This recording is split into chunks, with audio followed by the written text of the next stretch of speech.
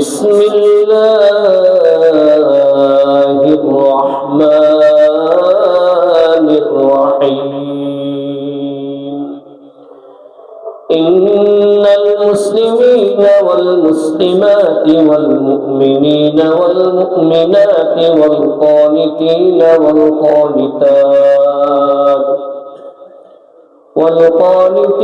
والقانتات والصادقين والصادقات والصابرين والصابرات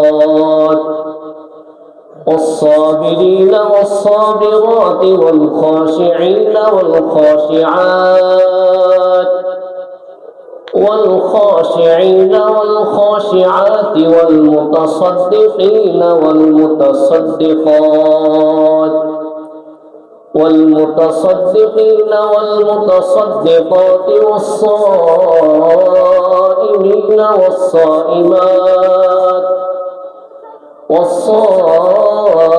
والصائمين والصائمات والحافظين فروجهم والحافظات والذاكرين الله كثيرا والذاكرات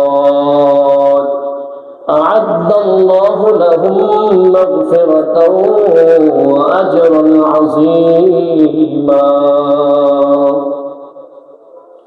صدق الله مولانا العظيم وصدق رسوله النبي الكريم ونحن على ذلك من الشاهدين والشاكرين والحمد لله رب العالمين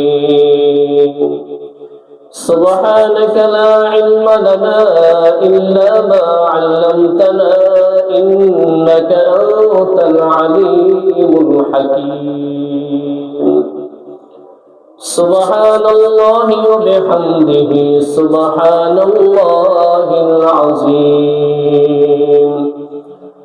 سبحان الله عدد خلقه ورضا نفسه وزنة عرشه ومداد كلماته إن الله وملائكته يصلون على النبي يا أيها الذين آمنوا صلوا عليه وسلموا تسليما اللهم صل على محمد وعلى آل محمد كما صليت على إبراهيم وعلى آل إبراهيم إنك حميد مجيد اللهم بارك على محمد وعلى آل محمد كما باركت على إبراهيم وعلى إبراهيم إنك حميد مجيد الحمد لله মহিয়ান করিয়ান সর্বশক্তিমান আল্লাহ সুবহানাহু ওয়া তাআলা আলিশান দরবারে কালিমাত শুকর আদায় করছি যে আল্লাহ সুবহানাহু ওয়া তাআলা আমাদেরকে দয়া করে মায়া করে ভালোবেসে মুসলমানের ঘরে জন্ম দিয়ে পাঠিয়েছেন এই জন্য রব্বুল আলামিনের দরবারে কালিমাত শুকর আদায় করছি সবাই করছি আলহামদুলিল্লাহ আপনাদের খিদমতে কুরআনুল কারীমের সূরাতুল আহজাব এর 35 নং আয়াত তেলাওয়াত করেছি যে আয়াতের মধ্যে আল্লাহ সুবহানাহু ওয়া তাআলা এমন 10টি শর্তের কথা বলেছেন যে 10টি শর্ত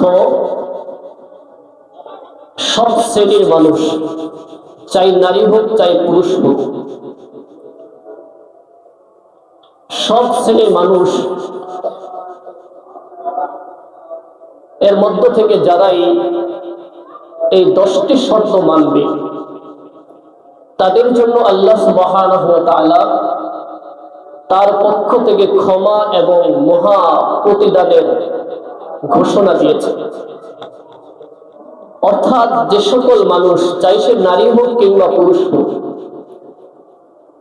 সূরাতুল আহজাবের 35 নং আয়াতে বর্ণিত 10টি শর্ত যারা মেনে চলবে, আল্লাহ তাআলা তাদেরকে ক্ষমা করবেন মর্মে ঘোষণা দিয়েছেন এবং পরকালে তাদের জন্য মহা পুরস্কারের ব্যবস্থা রেখেছেন। একজন মুমিন মুসলমানের জীবনে সবচেয়ে বড় চাওয়া এবং পাওয়া হলো আল্লাহর ক্ষমা। কোন মুসলমান দুনিয়ার সব কিছু পেয়েছে, কিন্তু আল্লাহ সুবহানাহু ওয়া তাআলার পক্ষ থেকে সে ক্ষমা পায়নি, মাগফিরাত পায়নি, তাহলে বুঝতে হবে সে কোনো কিছুই পায়নি। আর কোন ইমানদার মুসলমান হয়তো দুনিয়ার অনেক কিছু থেকে সে বঞ্চিত হয়েছে,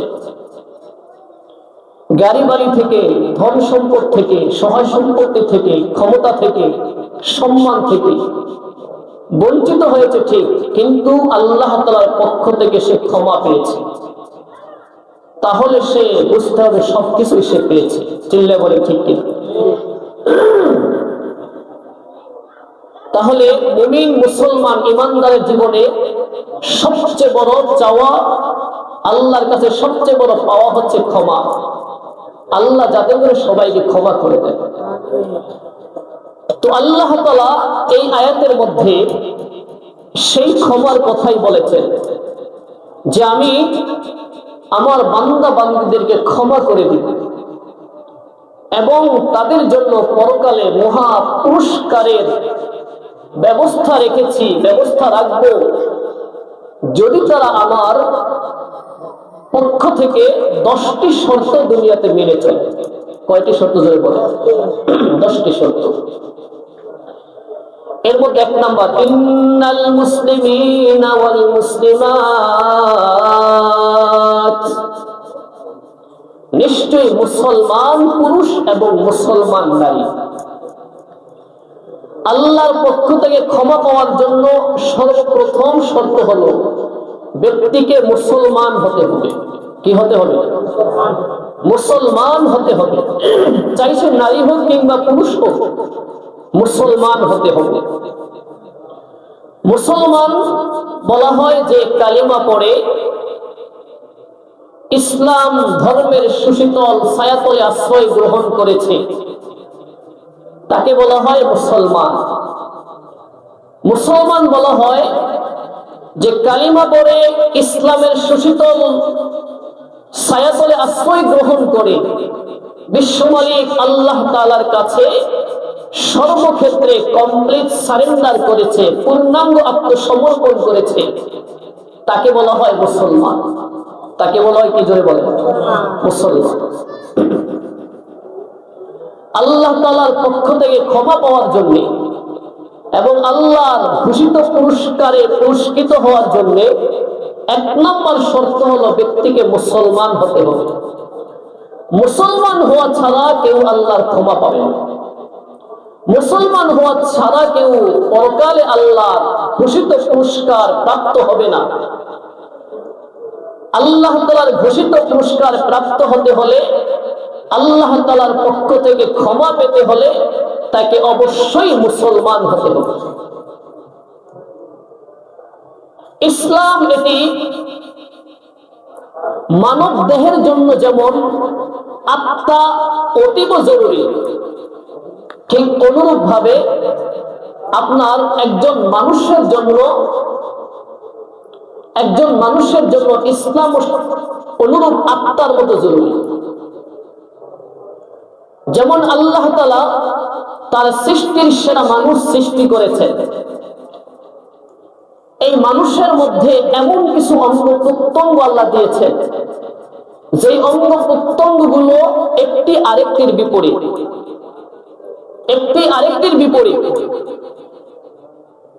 এই বিপরীতমুখী একাধিক অঙ্গ প্রত্যঙ্গের সমন্বয়ে আল্লাহ তাআলা মানব দেহ সৃষ্টি করেছেন। এই মানব দেহের মধ্যে যে বিপরীত ধর্মী অঙ্গ প্রত্যঙ্গ গুলো আছে, যেগুলো একটা আরেকটার কাজ করে না, একটা আরেকটা থেকে ভিন্ন ধরনের। যেমন কথার কথা, আল্লাহ তাআলা মানব দেহের মধ্যে একটি অঙ্গ দান করেছেন, যে অঙ্গের নাম হচ্ছে চক্ষু। চক্ষু দিয়ে মানুষ দেখে। চক্ষু ছাড়া মানব দেহে এমন কোন অঙ্গ প্রত্যঙ্গ আছে যে অঙ্গ দিয়ে মানুষ দেখতে পারে? আছে? নাই। তাহলে দেখার জন্য আল্লাহ একটা অঙ্গ নির্ধারণ করেছেন, সেটার নাম হলো চক্ষু। চক্ষুর কাজ হলো দেখা। এই দেখা, এই কাজ চক্ষু ছাড়া আর অন্য কোনো অঙ্গ প্রত্যঙ্গের মাধ্যমে হয় না। কোন ব্যক্তি যদি চোখের দৃষ্টি চলে যায় তো সে চির অন্ধ হয়ে যায়।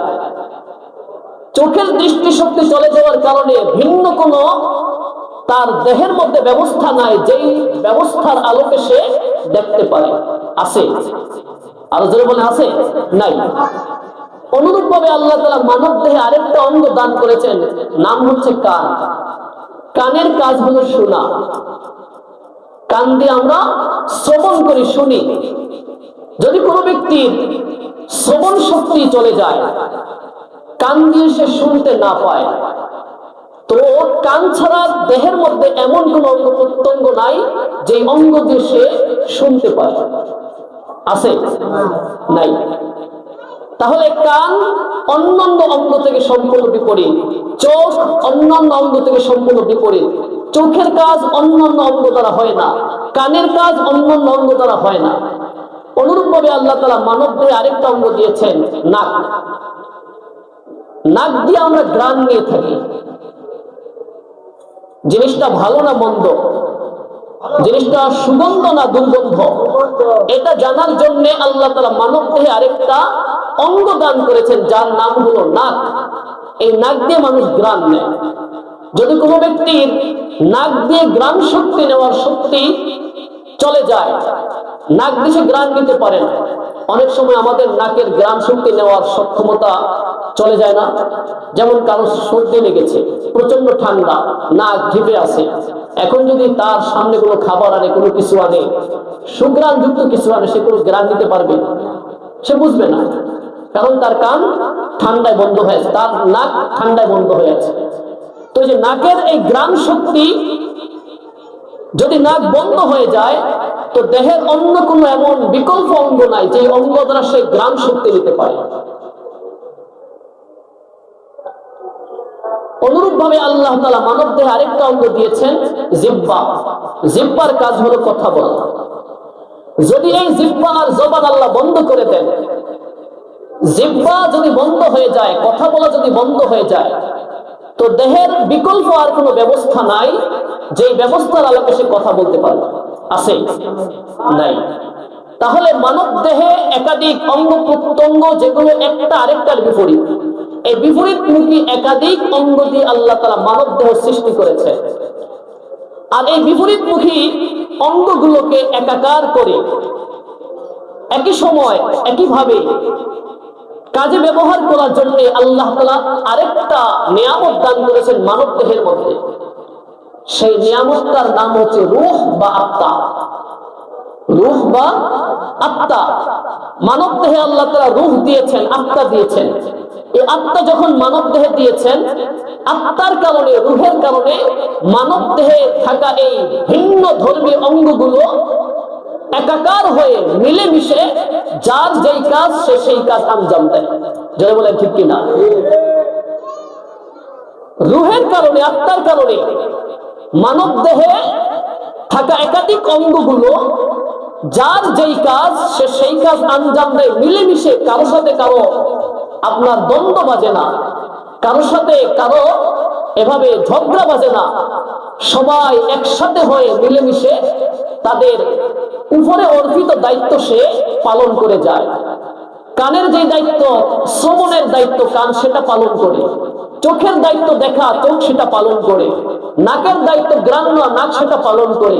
হাতের দায়িত্ব ছোঁয়া, সেটা সে হাত পালন করে। পায়ের দায়িত্ব চলা, পা সেটা পালন করে। এটা কখন? যখন তার দেহের মধ্যে আত্মা থাকে, তখন যখন তার দেহের মধ্যে রূহ থাকে, তখন এই অঙ্গগুলো সঞ্চালন করে নিজের কাজগুলো আঞ্জাম দেয়। কিন্তু যখন এই দেহ থেকে আত্মাটা বের হয়ে যায়, এই দেহ থেকে যখন রূহ বের হয়ে যায়, দেহ নামক বডিকে যখন রূহ ত্যাগ করে, তখন মানব দেহের মধ্যে থাকা ভিন্ন ধর্মী যে অঙ্গগুলো আছে, এই অঙ্গগুলোর কাজ অটোমেটিকলি বন্ধ হয়ে যায়। বন্ধ হয়ে যায় কিনা? আমার কথা বুঝতে পারতেছেন? কষ্ট হইতেছে আপনাদের বুঝতে? তাহলে রূহের কারণে মানব দেহের অঙ্গগুলো চলে, যখন রূহ বের হয়ে যায় তখন তার এই অঙ্গগুলো চলা বন্ধ হয়ে যায়, এগুলো স্টপ হয়ে যায়। রূহ চলে গিয়েছে, চোখের কাজ ছিল দেখা, আর চোখ এখন দেখতে পায় না। মানব দেহ থেকে রূহ চলে গিয়েছে, কানের কাজ ছিল শ্রবণ করা, এখন কান দিয়ে আর কিছু শ্রবণ করতে পারে না। দেহ থেকে রূহ বের হয়ে গেছে, দেহ থেকে রূহ বের হয়ে গেছে, নাকের কাজ ছিল ঘ্রাণ শক্তি নেওয়া, এখন ঘ্রাণ শক্তি নেওয়ার শক্তি বন্ধ হয়ে গেছে, হারিয়ে ফেলেছে। তার পা চলে না, হাত চলে না, সব অঙ্গ প্রত্যঙ্গ নিস্তেজ হয়ে গিয়েছে। কেন? কারণ হয়েছে তার দেহের মধ্যে যে আত্মা রূহ ছিল, আত্মা এবং রূহ তার দেহ থেকে বের হয়ে গেছে। সুতরাং এই বিপরীত ধর্মী অঙ্গগুলো একাকার হয়ে মিলেমিশে কাজ করার জন্য রূহের বিকল্প নাই, আত্মার বিকল্প নাই। আত্মা আর রূহ থাকলে বিপরীত ধর্মী অঙ্গগুলো নিজ নিজ কাজ আঞ্জাম দিতে সক্ষম হয়। ঠিক অনুরূপ ভাবে আল্লাহ তাআলা পরিবার সৃষ্টি করেছেন। পরিবারের মধ্যে অনেক সদস্য রয়েছে, অনেক সদস্যর সমন্বয়ে একটা পরিবার গঠিত হয়। পরিবারের মধ্যে স্বামী স্ত্রী আছে, পরিবারের মধ্যে ছেলে মেয়ে আছে, পরিবারের মধ্যে ভাই বোন আছে, পরিবারের মধ্যে দাদা দাদি আছে, পরিবারের মধ্যে নানা নানি আছে। আছে কিনা জোরে বলেন? এই যে বিপরীত ধর্মী অনেকগুলো সদস্য সমন্বয়ে একটা পরিবার গঠিত হয়, এই বিপরীত ধর্মী সদস্যর সমন্বয়ে যে পরিবার গঠিত হয়, এই পরিবারটা সুন্দরভাবে স্বাধীনভাবে নিজের মর্যাদা দিয়ে চলার জন্য আল্লাহ তাআলা তাদের জন্য আরেকটা ব্যবস্থা দিয়েছেন, সেটার নাম হয়েছে ইসলাম। যেই পরিবারের মধ্যে ইসলাম থাকবে, যেই পরিবারের মধ্যে দ্বীন থাকবে, যেই পরিবারের সদস্যরা তাকওয়াবান হবে, মুত্তাকি হবে, পরহেজগার হবে, আল্লাহওয়ালা হবে, বিপরীত ধর্মী একাধিক সদস্যর সমন্বয়ে গঠিত পরিবারের মধ্যে আল্লাহ শান্তি ফিরিয়ে দিবেন। তখন স্বামী স্ত্রীর কথা শুনবে, স্ত্রী স্বামীর কথা শুনবে, ভাই ভাই বোনের কথা শুনবে, বোন ভাইয়ের কথা শুনবে, ছেলে মেয়ের কথা শুনবে, মেয়ে ছেলের কথা শুনবে। যদিও তারা ভিন্ন ধর্মী সদস্যর সমন্বয়ে গঠিত হয়েছে, কিন্তু তাদের মধ্যে দ্বীন আর ইসলাম থাকার কারণে তাদের মধ্যে শান্তি ফিরাইয়া দিবেন কে? চিল্লায়া বলে। একথাই আল্লাহ বলেছেন, ইন্নাল মুসলিমিনা ওয়াল মুসলিমাত, নিশ্চয়ই মুসলমান পুরুষ এবং মুসলমান নারী আল্লাহ তাআলার ক্ষমা পাওয়ার জন্য প্রধান শর্ত হয়েছে, প্রথম শর্ত হয়েছে ব্যক্তিকে অবশ্যই মুসলমান হতে হবে। ব্যক্তিকে মুসলমান হতে হবে, মুসলমান হওয়া ছাড়া আল্লাহর ক্ষমা পাওয়া যাবে না। সুতরাং এতটুকু দ্বারা একথা আমি বুঝালাম যে মানব দেহের জন্য যেমন আত্মা জরুরি, মানব দেহের মধ্যে আত্মা ছাড়া যেমন মানব দেহের অঙ্গগুলো অচল হয়ে যায়, ঠিক অনুরূপ ভাবে কোন পরিবারের মধ্যে যদি ইসলাম না থাকে, ইসলামহীন পরিবার তারাও পরস্পর অশান্তি অরাজকতার কারণ হয়ে যায়। আল্লাহ রাব্বুল আলামিন দুজন মানুষের মাঝে সংযোগ স্থাপনের জন্য দ্বীন ইসলামকে আল্লাহ তাআলা ধার্য করেছেন। দুইজন মানুষ পরস্পর সম্পর্ক স্থাপন করবে, এর জন্য শর্ত হয়েছে ইসলাম, শর্ত হয়েছে দ্বীন। অর্থাৎ আল্লাহ তাআলা দুটি বস্তুকে জোড়া দেওয়ার জন্য, সংযুক্ত করার জন্য, সংযোগ করার জন্য তৃতীয় আরেকটা বস্তু সৃষ্টি করেছেন, যেই বস্তুর মাধ্যমে আল্লাহ দুটি বস্তুকে একত্রে জোড়া দেওয়ার ব্যবস্থা করেছেন, দুটি বস্তুকে একসাথে সংযুক্ত করার ব্যবস্থা করেছেন। যেমন আল্লাহ তাআলা ঈদ সৃষ্টি করেছেন। কি ইট? ইট চেনেন না মনে হয়? ইট খায় না? ইট বলে খায়। ইট কি করে? বিল্ডিং বানায় ইট দিয়া। আল্লাহ তাআলা ইট সৃষ্টি করেছে। এখন এই কথার কথা, দুইটা ইটের সাথে আপনি দুইটা ইটকে জোড়া দিবেন, সংযুক্ত করবেন। এই দুইটা ইটকে সংযুক্ত করতে হলে, জোড়া দিতে হলে আল্লাহ তৃতীয় আরেকটা বস্তু সৃষ্টি করেছে, তার নাম হলো সিমেন্ট। কি নাম? সিমেন্ট। সিমেন্ট দিয়ে যদি আপনি দুটি ইটকে সংযুক্ত করতে চান, জোড়া দিতে চান, তো খুব মজবুত ভাবে, দৃঢ়ভাবে দুইটা ইট জোড়া লেগে যাবে। তাহলে দুইটা ইট পরস্পর জোড়া দিতে হলে তৃতীয় বস্তু আল্লাহ সৃষ্টি করেছেন, তার নাম হলো কি? সিমেন্ট। নাম কি? সিমেন্ট। অনুরূপ ভাবে দুই টুকরা কাগজ, দুই টুকরো কাগজ বা এক টুকরো কাগজ ছিঁড়ে গিয়েছে, এখন এটা আপনাকে জোড়া দিতে হবে। অথবা টাকা, অনেক সময় টাকা ছিঁড়ে যায় না? একটা টাকা ছিঁড়ে গেল, এখন এই টাকাকে আপনি জোড়া দিবেন। টাকাকে জোড়া দিতে হলে সিমেন্ট দিয়ে জোড়া দেওয়া যাবে? আরো জোরে বলেন। সিমেন্ট দিয়ে জোড়া দেওয়া যাবে। তাহলে টাকা জোড়া দেওয়ার জন্য বা কাগজ জোড়া দেওয়ার জন্য আল্লাহ আরেকটা জিনিস সৃষ্টি করেছে, তার নাম হলো গাম। কি? গাম। গাম দিয়ে যদি আপনি দুটি কাগজকে জোড়া দিতে চান বা দুটি ছিঁড়া টাকাকে জোড়া দিতে চান, অনায়াসে সহজভাবে জোড়া লেগে যাবে। যদি এটা আপনি গাম দিয়ে চেষ্টা না করে, সিমেন্ট দিয়ে চেষ্টা করে, জোড়া লাগানো যাবে? আরো জোরে বলেন। আর এই সিমেন্ট দিয়ে যদি ছিঁড়া টাকাকে যদি জোড়া দেন, এই টাকাকে চালানো যাবে? অনুরূপ ভাবে আপনার কাপড়, যেমন একটা কাপড় ছিঁড়ে গেছে, এখন এই ছিঁড়া কাপড়কে আপনি জোড়া দিবেন।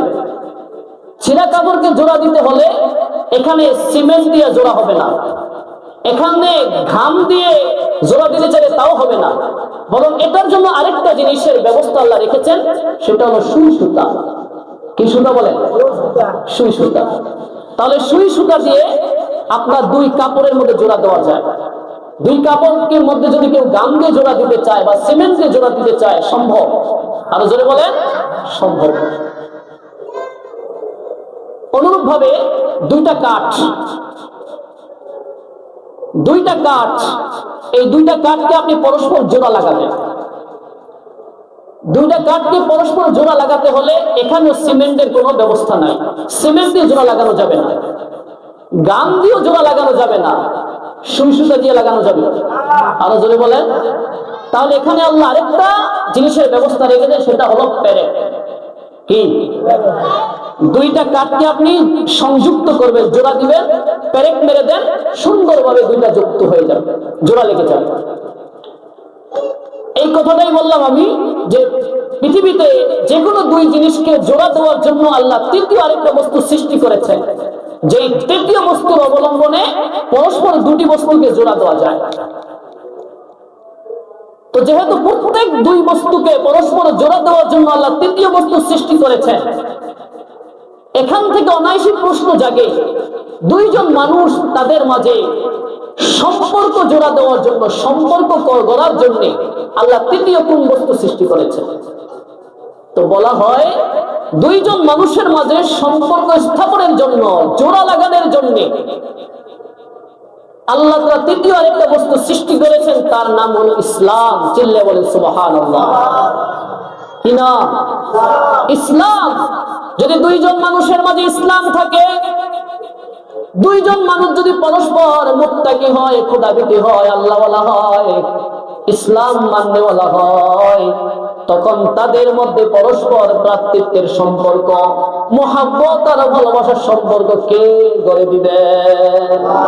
আল্লাহ গড়ে দিবেন। আল্লাহ বলেন, ইন্নাল্লাযীনা আমানু ওয়া আমিলুস সালিহাতি সায়াজআলু লাহুমুর রাহমানু বুদ্দা। নিশ্চয়ই যারা ঈমান উন্নয়ন করেছে, একাত্মবাদে বিশ্বাসী হয়েছে এবং সৎ কর্ম সম্পাদন করেছে, আল্লাহ তাআলা তাদেরকে তার পক্ষ থেকে ভালোবাসা দান করবে। অর্থাৎ তাদের পরস্পর মিল, মহব্বত, ভালোবাসা, শ্রদ্ধাবোধ, মায়া, মমতা আল্লাহ তাআলা কুদরতিভাবে তাদের অন্তরে ঢেলে দিবেন। যে মহব্বত ভালোবাসার মধ্যে কোনো স্বার্থ থাকে না, যে মহব্বত আর ভালোবাসার মধ্যে কোনো স্বার্থ থাকে না, নিঃস্বার্থ ভালোবাসার মহব্বত আল্লাহ তাআলা ইসলামের বরকতে পরস্পর জোড়া লাগায়া দেন। আল্লাহ রাব্বুল আলামিন এই জন্য ইসলামের নির্দেশ হয়েছে, দিক নির্দেশনা হয়েছে, আদেশ হয়েছে পরস্পরের মিল, মহব্বত, ভালোবাসার বন্ধনে আবদ্ধ হয়ে এভাবে বসবাস করা এবং অন্যের প্রতি সদয় হওয়া, অন্যের প্রতি দয়াদ্র আচরণ করা। শুধু মানুষ নয়, ইসলাম বলে অন্যান্য প্রাণীকুল রয়েছে, পশু পাখি রয়েছে, সেই পশু পাখির সাথেও তুমি ইসলামের আচরণ করো, ভালো আচরণ করো, নম্র ব্যবহার করো। শুধু মানুষের সাথে নয়, অন্যান্য প্রাণীকুলের সাথেও ভালো ব্যবহার করার আদেশ ইসলাম দিয়েছে। যদি ইসলামের এই আদেশ আমরা মেনে চলি, তাহলে আমাদের মুখের ভাষা খারাপ হতে পারে না, আমাদের পরস্পর সম্পর্ক মন্দ হতে পারে না, খারাপ সম্পর্ক হতে পারে না। আমাদের সম্পর্ক হবে ভ্রাতৃত্বের সম্পর্ক, আমাদের পরস্পর সম্পর্ক হবে মায়া, মমতার, ভালোবাসার সম্পর্ক। বিশ্বনবী মুহাম্মদুর রাসূলুল্লাহ সাল্লাল্লাহু আলাইহি ওয়াসাল্লাম এর জন্য হাদিসে বলেছেন, আদ-দীনু আন-নাসীহা। দিন বলা হয় পরস্পর কল্যাণকামিতাকে, একে অপরের কল্যাণ কামনা করবে, একে অপরের কল্যাণ হবে, একে অপরের কল্যাণ কামনা করবে। এই জন্যই বলা হয় দিন। এটাকেই বলা হয় দিন। দিন হলো কি? একে অপরে কি করবে? কল্যাণ কামনা করবে, যে আমার এই ভাইয়ের আমি কল্যাণকামী হলাম। যদি সে কোনো বিপদে পড়ে, তাকে বিপদ থেকে উদ্ধার করলাম আমার সামর্থ্য অনুযায়ী।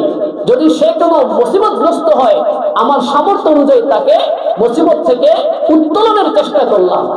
এটা হলো কল্যাণকামী। কিন্তু আমাদের মধ্যে কল্যাণকামী আছে? আরো জোরে বলেন। যদি কেউ বিপদে পড়ে, আরো তার ওই বিপদের বোঝা কিভাবে চাপানো যায় সেই চেষ্টায় থাকে। যদি কেউ মুসিবতগ্রস্ত হয়, আরো তাকে কিভাবে মুসিবতে পালানো যায় সেই চেষ্টায় থাকি। এটাকে ইসলাম বলে না, এটাকে মুসলমানই বলে না। এটা কখনো মুসলমানের স্বভাব আর সিফত হতে পারে না। মুসলমান নির্বিশেষে সকলের সাথে কল্যাণকামী আচরণ করবে, কল্যাণের আচরণ করবে, ভালো আচরণ করবে। এজন্যই বিশ্বনবী বলেন, আদ-দীনু আন-নাসীহা। দিন হলো কল্যাণকামিতার নাম। দিন হলো একে অপরের মঙ্গল কামনা করবে, একে অপরের ভালাই চাবে। এটাকেই বলা হয় দিন।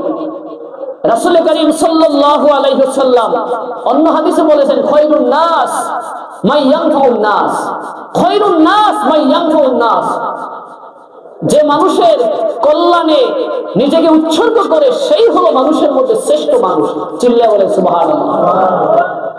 যে মানুষের কল্যাণে, অন্যের কল্যাণে নিজেকে উৎসর্গ করে দেয়, আল্লাহ রাসূল সাল্লাল্লাহু আলাইহি ওয়াসাল্লাম বলেন, সেই হলো শ্রেষ্ঠ মানুষ।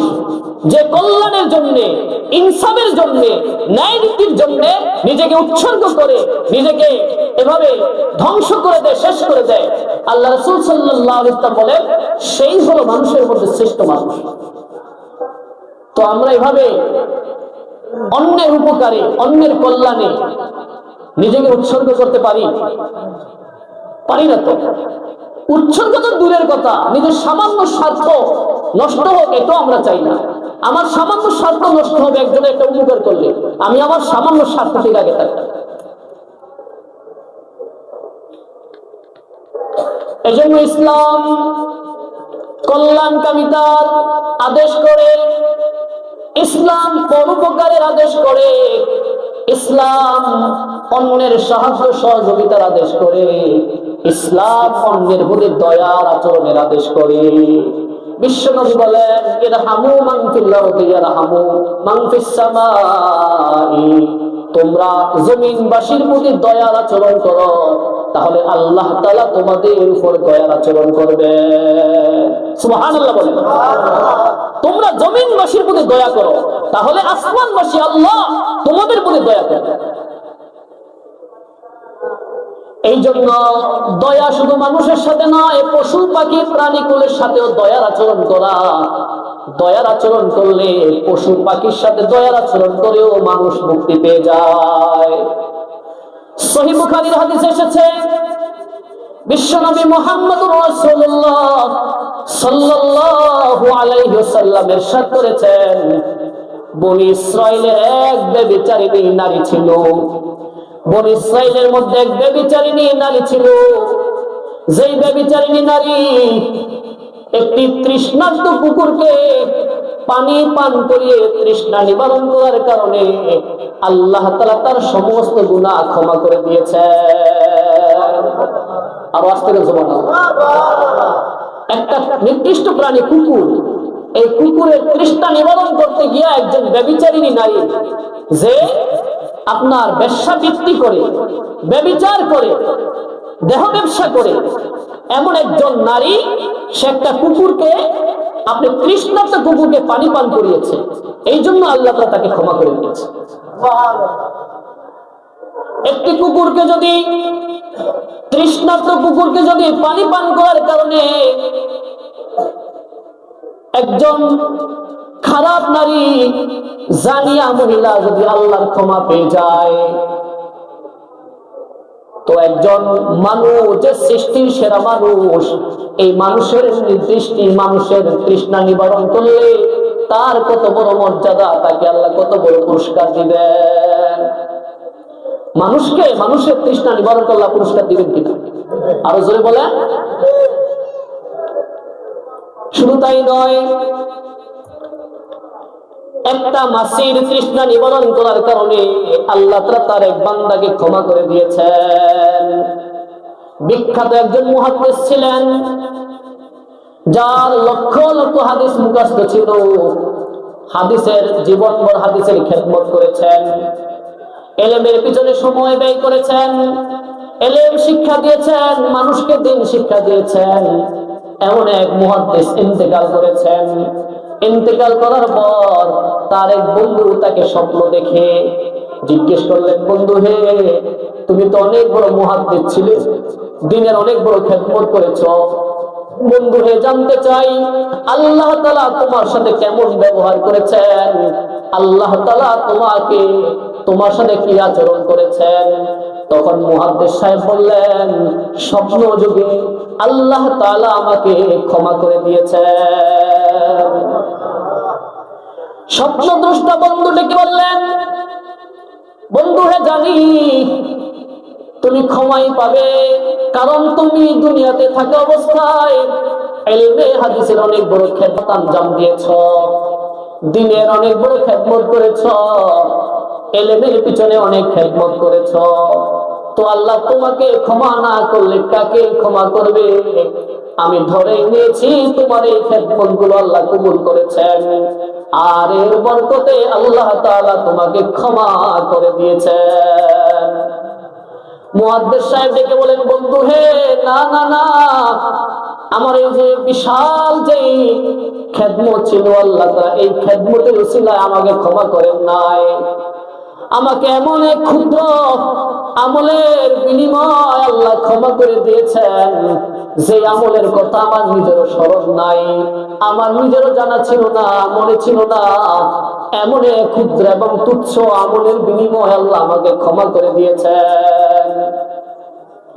স্বপ্নদ্রষ্টা বন্ধু ডেকে বলেন, বন্ধু হে, ওই ক্ষুদ্র আমলটা কি জানতে চাই, যে ক্ষুদ্র আমলের মোকাবেলায় আল্লাহ তাআলা তোমাকে ক্ষমা করে দিয়েছেন। মুহাদ্দিস উত্তর দেন স্বপ্ন যুগে যে আমি একদিন ইলমে হাদিসের খেদমত করার জন্য হাদিস লেখার জন্য কলম এবং দোয়াত নিয়ে বসেছি, কলম এবং কালি নিয়ে বসেছি, হাদিস লিপিবদ্ধ করব। এমন অবস্থায় কলম কালির দোয়াতের মধ্যে ঢুকাবো, হঠাৎ দেখি একটি মাছি এসে কলমের কালির দোয়াতের মধ্যে বসে পড়েছে। আমি ভাবলাম মাছিটা হয়তো তৃষ্ণার্ত, তার তৃষ্ণা নিবারণ করার জন্য সে কলমের কালির উপরে এসে বসেছে। আমি স্থির হয়ে কলম ধরে রাখলাম, নড়াচড়া করলাম না। উদ্দেশ্য হলো যাতে করে মাছিটা তার তৃষ্ণা নিবারণ করতে পারে। মাছিটা যখন তার তৃষ্ণা নিবারণ করে কালি বক্ষণ করে যখন সে উড়ে গেল, তারপর আমি দোয়াতের মধ্যে কলম ঢুকালাম। আল্লাহ তাআলা আমার এই আমলটা বড় পছন্দ করেছেন। আল্লাহ তাআলা ডেকে বলেন, মুহাদ্দিস আমার বান্দা, আমার একটা ক্ষুদ্র মাছি তৃষ্ণার্ত হয়ে যখন তোমার কালির দোয়াতের মধ্যে বসেছিল, তুমি আমার সেই সৃষ্টির মাছির তৃষ্ণা নিবারণ করার জন্য এভাবে কলম দিয়ে তাকে দৌড়াও নাই, তাকে তাড়াও নাই, তাকে এভাবে কালি পান করার সময় দিয়েছ, সে কালি পান করে তার তৃষ্ণা নিবারণ করেছে। তুমি আমার বান্দা হয়ে আমার একটা সৃষ্টির তৃষ্ণা নিবারণ করেছ। যা ওই বরকতে আমি আল্লাহ তোমাকে জাহান্নামের তৃষ্ণা থেকে সম্পূর্ণ মুক্ত করে দিলাম। একটা মাছি, এই মাছির প্রতি এতটুকু দয়া থাকার কারণে আল্লাহ তাকে ক্ষমা করে দিয়েছে। আর এই মাছির প্রতি, জীব জন্তুর প্রতি, নির্বিশেষে সকলের প্রতি দয়ার আচরণ করার নির্দেশ একমাত্র ইসলাম দেয়। এই জন্যই আল্লাহ তাআলা বলেন, তোমরা যারা আমি আল্লাহর পক্ষ থেকে ক্ষমা পেতে চাও, আমার পক্ষ থেকে মহা পুরস্কারে পুরস্কৃত হতে চাও, তাহলে অবশ্যই তোমাদেরকে 10টি শর্ত মেনে চলতে হবে। এর মধ্যে 1 নাম্বার শর্ত হয়েছে, ইন্নাল মুসলিমিনা ওয়াল মুসলিমাত, নিশ্চয়ই মুসলমান পুরুষ, মুসলমান নারী, মুসলমান পুরুষ, মুসলমান নারী আল্লাহর পক্ষ থেকে ক্ষমা পেতে হলে 1 নাম্বার শর্ত হয়েছে, ব্যক্তিকে অবশ্যই মুসলমান হতে হবে। মুসলমান হওয়া ছাড়া আল্লাহর ক্ষমা পাওয়া যাবে না।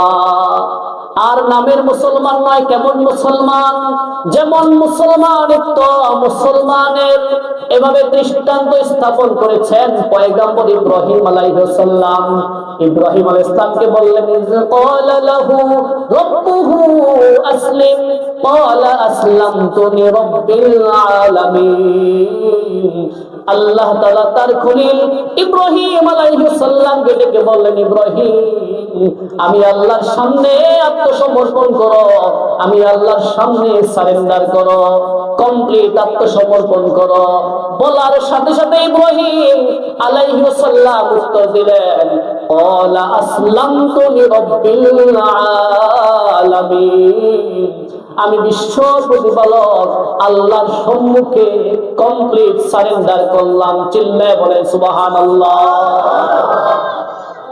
কেমন সারেন্ডার করেছেন? ইব্রাহিমকে বললেন, ইব্রাহিম আগুনে ঝাঁপ দাও, নমরুদের আগুনে ঝাঁপ দাও।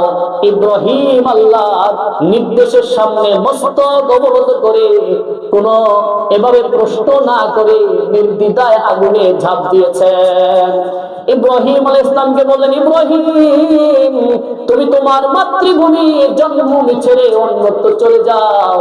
বলতে দেরি হয়েছে, আল্লাহ তাআলার আদেশ পালন করতে ইব্রাহিম 1 সেকেন্ড দেরি করেন নাই। শুধু তাই নয়, ইব্রাহিম আলাইহিস সালামকে আল্লাহ বৃদ্ধ বয়সে সন্তানের বাবা বানিয়েছেন। কলিজার টুকরো সন্তান যখন দুনিয়াতে এসেছে, আল্লাহর নির্দেশ চলে আসে, ইব্রাহিম তোমার কলিজার টুকরো সন্তান ইসমাঈল এবং তোমার প্রাণপ্রিয় বিবি হাজেরাকে সেই স্থানে নির্বাসন দিয়ে আসো যেখানে আমার খানায়ে কাবা মাটির নিচে চাপা পড়ে আছে। ইব্রাহিম আলাইহিস সালাম সুদূর সেই সিরিয়া থেকে সফর করে মক্কার মরু অঞ্চলে গিয়ে নিজের কলিজার টুকরো সন্তান এবং প্রাণ প্রিয় বিবি হাজেরাকে সেখানে নির্বাসন দিয়ে একা চলে এসেছেন। এটাকে বলা হয় আল্লাহর যখন যে নির্দেশ আসে তখন কোনো প্রশ্ন করা ছাড়া, কোনো আপত্তি করা ছাড়া মাথা মস্তক অবনত করে, মাথা পেতে মস্তক অবনত করে আল্লাহ তাআলা সেই নির্দেশ মেনে নেওয়ার নামই হয়েছে মুসলমান। এজন্য আমি কমপ্লিট মুসলমান হব তখন যখন আমার মধ্যে সেই নির্দেশ চলে আসে। আমি যদি ব্যবসায়িক অঙ্গনে কাজ করি, ব্যবসায়ী হই, আমার প্রতি আল্লাহর নির্দেশ তুমি হালাল ভাবে ব্যবসা করো, হারাম পন্থায় ব্যবসা করবা না। আমি ব্যবসায়ী হলে, মুসলমান ব্যবসায়ী হলে ব্যবসার অঙ্গনে আমি হারাম পরিহার করে হালাল পন্থায় ব্যবসা করব। আমি ব্যবসা করতেছি, আল্লাহর নির্দেশ হয়েছে খবরদার ওজন করলে দেওয়ার সময় কম দেওয়া যাবে না, আর নেওয়ার সময় বেশি নেওয়া যাবে না। আমি আল্লাহর নির্দেশের সামনে মস্তক অবনত যদি করে থাকি, তাহলে যখন আমি মালামাল ওজন করব তখন দেওয়ার সময় কম দিব না, আর নেওয়ার সময় বেশি নিব না। এটা কি বলা হয় মুসলমান? আমি যখন অন্যের অধীনে চাকরি করি, অন্যের অধীনে চাকরি করলে চাকরির হক আদায় করে আমি চাকরি করব, মালিককে ধোঁকা দিব না, মালিককে প্রতারিত করব না। মালিক আমার কর্মকাণ্ড দ্বারা যাতে করে প্রতারিত না হয়, ধোঁকায় না ফেলে হক আদায় করে আমি চাকরির হক আদায় করে চাকরি করব। এখানে আল্লাহর নির্দেশ, তুমি অন্যের চাকরি করতেছ, খবরদার মালিকের ক্ষতি করা যাবে না, খবরদার মালিকের সম্পদের মধ্যে খেয়ানত করা যাবে না, খবরদার মালিককে প্রতারিত করা যাবে না। যদি আমি মালিকের চাকরি করার ক্ষেত্রে আল্লাহর বিধানকে মেনে এভাবে হক আদায় করে চাকরি করি, তাহলে আমি এখানে ইসলামের মুসলমানের পরিচয় দিলাম। আমি যে অঙ্গনে থাকি, আমি রাষ্ট্র পরিচালনা করতেছি, রাষ্ট্র পরিচালনার ক্ষেত্রে আল্লাহ তাআলার নির্দেশ হয়েছে খবরদার তুমি রাষ্ট্র পরিচালনা করতেছ, আমি তোমাকে রাষ্ট্র পরিচালনার দায়িত্ব দিলাম, খবরদার কোনো জনগণের সম্পদ যেন নষ্ট না হয়, জনগণের এভাবে দেশের সম্পদ যেন নষ্ট না হয়। জনগণের হক আদায় করে শাসন করবা, দেশের হক আদায় করে শাসন করবা।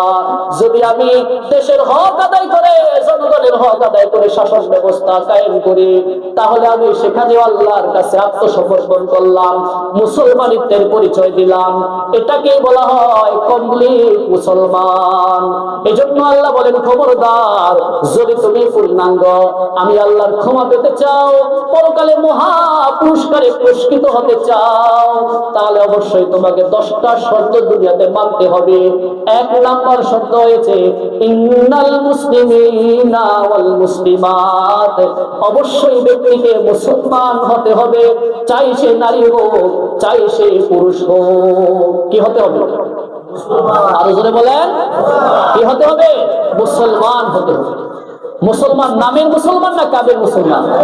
আরো জোরে বলেন, নামাজি মুসলমান না বেনামাজি মুসলমান? নামাজি মুসলমান হতে হবে। সূক্ষ্ম মুসলমান হলে হবে? আরো জোরে বলেন, ঘুষখোর হলে হবে? সুদখোর মুসলমান হলে হবে না, ঘুষখোর মুসলমান হলে হবে না, চুরি করা ডাকাতি করা মুসলমান হলে হবে না, জালেম মুসলমান হলে হবে না, জালেম মুসলমান হলে হবে না। আমরা জুলুম করি কিনা? জুলুম করি কিনা? জুলুম করি। একজন আমার প্রতি জুলুম করেছে, এখন আমি তার প্রতিশোধ দেবো। হ্যাঁ, জুলুমের প্রতিশোধ তুমি নাও, ইসলাম বলে যদি তুমি জুলুমের প্রতিশোধ নিতে চাও নিতে পারো, তবে অতটুকুই নিবা যতটুকু তোমার প্রতি জুলুম করছে। এখন আমি জুলুমের প্রতিশোধ নিতে গিয়ে যদি ডাবল জুলুম করে ফেলি, তো এটা প্রতিশোধ হলো না, এটাও জুলুম হয়ে গেল। এটাও কি হয়ে গেল? জুলুম হয়ে গেল। এজন্য খবরদার, জুলুম করা যাবে না, জুলুমের প্রতিশোধ নিতে গিয়ে আবার নিজে জালেম হওয়া যাবে না। আল্লাহ তাআলা আমাদের সবাইকে জুলুম পরিহার করে চলার তৌফিক দান করে, ইনসাফ এবং ন্যায় নীতির পক্ষে থাকার তৌফিক দান করে। আল্লাহ তাআলা আমাদের সবাইকে আল্লাহর দৃষ্টিতে, যাকে আল্লাহ মুসলমান বলেন, আল্লাহর দৃষ্টিতে মুসলমান হওয়ার তৌফিক দান করে। সকলে বলি আমিন। তাহলে আল্লাহর ক্ষমা পাওয়ার জন্য, পরকালে আল্লাহর মহা পুরস্কারে পুরস্কৃত হওয়ার জন্য কয়টা শর্ত? 10টা শর্ত। এর মধ্যে কয়টার কথা আলোচনা করলাম? একটার কথা, 1 নম্বর মুসলমান হতে হবে। ধারাবাহিকভাবে বাকি 9টার আলোচনা ইনশাআল্লাহ হবে। আল্লাহ তাআলা আমাদের সবাইকে যা আলোচনা করেছে ভুল ত্রুটি ক্ষমা করে সহি কথাগুলোর উপর সর্বপ্রথম আমাকে এবং আপনাদেরকে